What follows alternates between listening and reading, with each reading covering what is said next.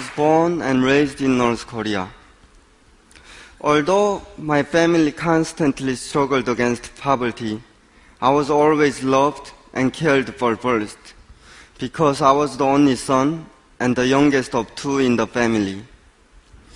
But then the Great Famine began in 1994. I was 4 years old. My sister and I would go searching for firewood starting at 5 in the morning and come back after midnight. I would wander the streets searching for food, and I remember seeing a small child tied to a mother's back eating chips and wanting to steal them from him. Hunger is humiliation. Hunger is hopelessness. For a hungry child, politics and freedom are not even thought of. On my 9th birthday, my parents couldn't give me any food to eat. But even as a child, I could feel the heaviness in their hearts. Over 1 million North Koreans died of starvation in that time. And in 2003, when I was 13 years old, my father became one of them.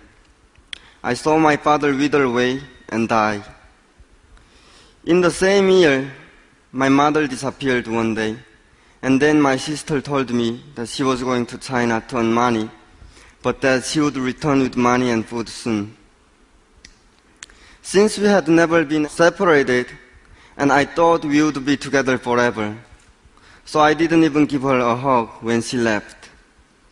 It was the biggest mistake I have ever made in my life. But again, I didn't know it was going to be a long goodbye. I have not seen my mom and my sister since then. Suddenly, I became an orphan and homeless. My daily life became very hard, but very simple. My goal was to find a dusty piece of bread in the trash, but that is no way to survive. I started to realize begging would not be the solution. So I started to steal from food carts in illegal markets. Sometimes I found small jobs in exchange for food. Once I even spent 2 months in the winter working in a coal mine, 33 meters underground, without any protections for up to 16 hours a day. I was not uncommon. Many other orphans survived this way, or worse. When I could not fall asleep from bitter colds or hunger pains, I hoped that the next morning my sister would come back to wake me up with my favorite food. That hope kept me alive. I don't mean big, grand hope. I mean the kind of hope that made me believe that the next trash can had bread, even though it usually didn't. But if I didn't believe it, I wouldn't even try, and then I would die. Hope kept me alive.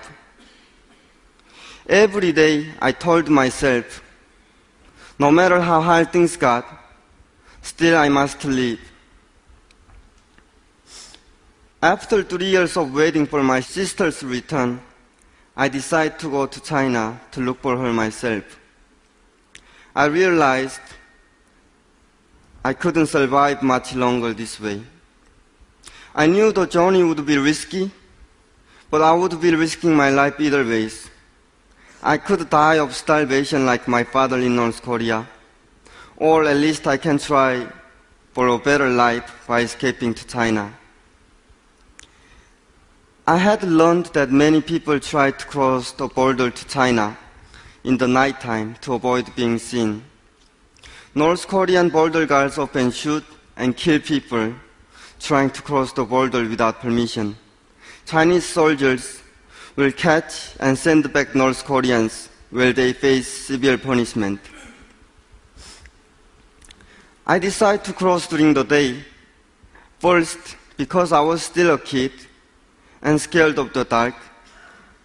Second, because I knew I was already taking a risk. And since not many people try to cross during the day, I thought I might be able to cross without being seen by anyone. I made it to China on February 15, 2006. I was 16 years old. I thought things in China would be easier since there was more food. I thought more people would help me, but it was harder than living in North Korea. Because I was not free, I was always worried about being caught and sent back.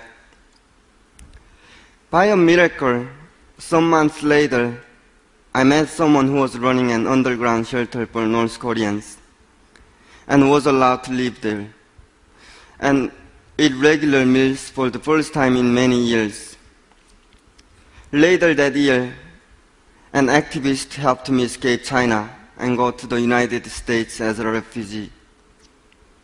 I went to America without knowing a word of English, yet my social worker told me that I had to go to high school. Even in North Korea, I was an F student. And I barely finished elementary school. And I remember I bored in school more than once a day. Textbooks and library were not my playground. My father tried very hard to motivate me into studying, but it didn't work. One point, my father gave up on me. He said, "You're not my son anymore." I was only 11 or 12, but it hurt me deeply. But nevertheless, my level of motivation still didn't change before he died. So in America, it was kind of ridiculous that they said I should go high school. I didn't even go to middle school. I decided to go just because they told me to, without trying much.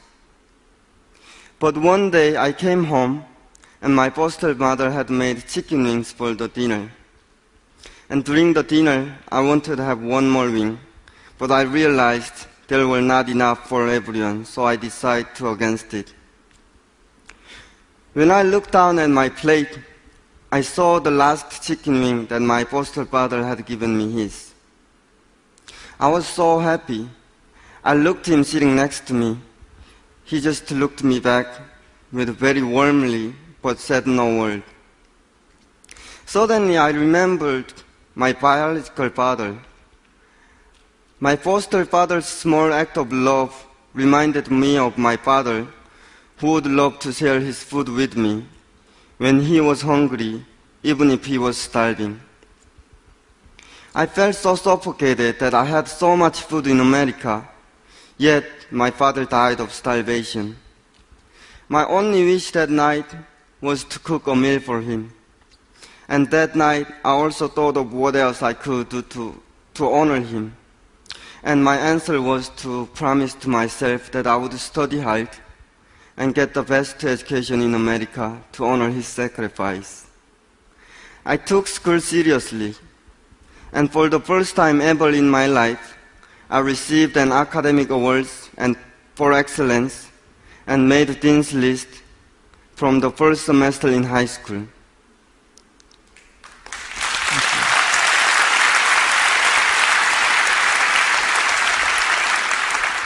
That chicken wing changed my life.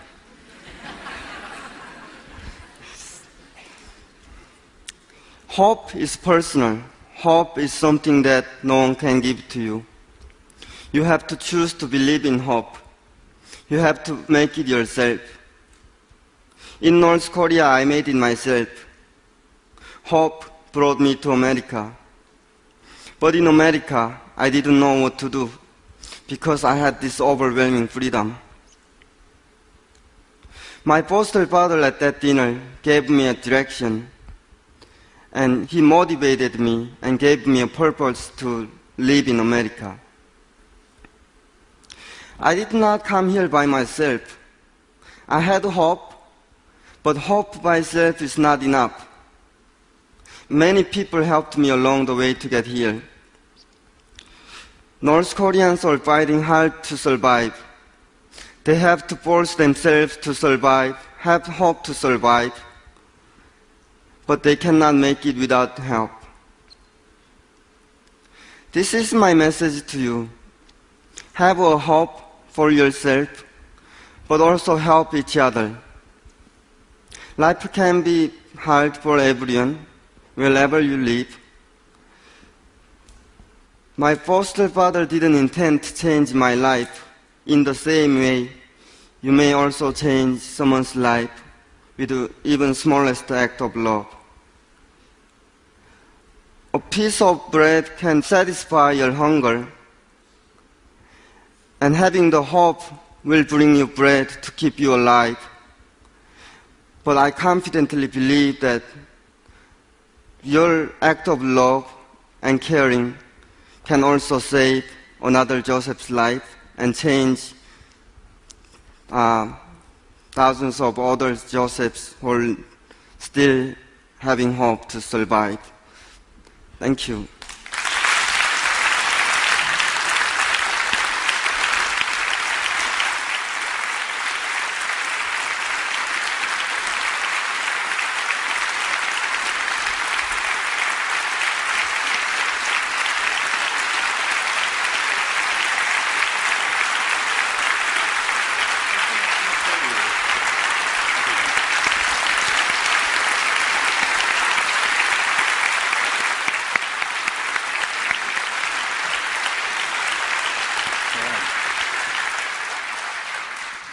Joseph, thank you for sharing that very personal and special story with us. I know you haven't seen your sister for, you said it was almost exactly a decade, and in the off chance that she may be able to see this, we wanted to give you an opportunity to send her a message.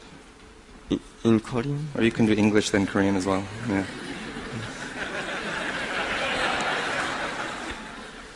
Okay, I'm not going to make any longer in Korean because I don't think I can make it without tearing up. Nuna, it has been already 10 years that I haven't seen you. I just wanted to say that I miss you and I love you. And please come back to me and stay alive. And I still haven't given up my hope to see you. And I will live my life happily and study hard until I see you. And I promise I will not cry even again. Yes, I'm just looking forward to see you. And if you can't find me, I will also look for you, and I hope to see you one day. And can I also make a small message to my mom? Sure, please. I haven't spent much time with you, but I know that you still love me, and you probably still pray for me and think about me. I just wanted to say thank you for letting me be in this world. Thank you.